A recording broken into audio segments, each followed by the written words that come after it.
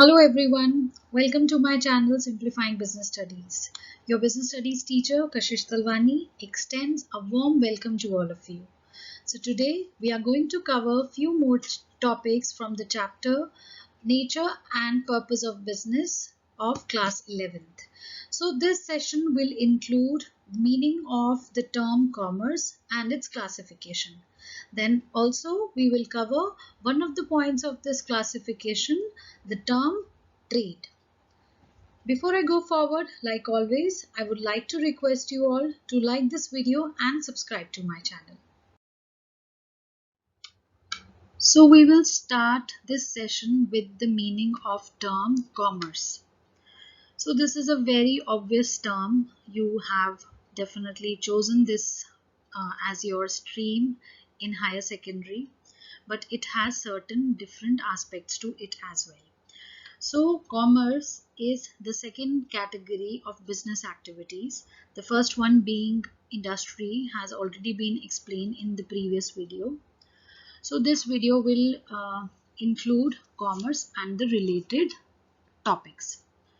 So commerce basically refers to all the activities which help directly or indirectly in the distribution of goods to the ultimate consumers. So it includes definitely lot of things to facilitate this thing. There will be no use of producing goods until these goods reach the right and the final consumers. So goods which are produced at one place and the consumers are scattered at definitely different places. So it is very important for these goods to reach the right and the final consumers. So this is where the purpose of commerce comes in. Let us now understand the literal meaning of commerce. Commerce includes all those activities which are necessary for facilitating the exchange of goods and services. Commerce helps directly and indirectly in the distribution of goods to the ultimate consumers. So this is a very fact that goods are produced at one place and consumers are at different places. So the consumers might not be aware of what kinds of goods are produced by these manufacturers. Goods are produced in good quantities and demanded by consumers in small quantities. So all these things are taken care by the functions of commerce. So all these problems, we call them hindrances. Hindrances of place, hindrances of knowledge, hindrances of storage. All these are taken care by commerce. We will definitely understand this in detail in the later part of this video and other videos which are coming.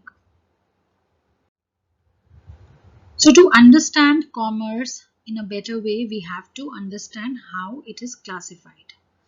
So the term commerce is classified into two different categories. First one, trade, and second one is aids to trade. We can also call it auxiliaries to trade. We will now understand the meaning of term trade. So this is the word which we are already familiar with. Trade refers to buying and selling of goods and services with profit motive. So trade is a very integral part of commerce. It definitely refers to buying and selling of goods, but this has to be taken care of that all these activities are to be done for the profit motive. It involves exchange of goods and services between buyers and sellers. So trade is one segment of commerce which brings together the manufacturer and the consumers. So traders, all these traders act as a link between the manufacturers and the consumers. Because of trade, all these people who are producing and buying the goods and using the goods are able to connect with each other. Otherwise, it is very difficult for us to get Pashmina shawls in Delhi while it is produced in Kashmir. So it is only because of trade we are able to access these products which are produced in one part of the country or maybe one part of a globe and used in other parts of the globe. It brings together manufacturers and consumers. I have already explained this, that it is a linking pin between manufacturers and the final consumers.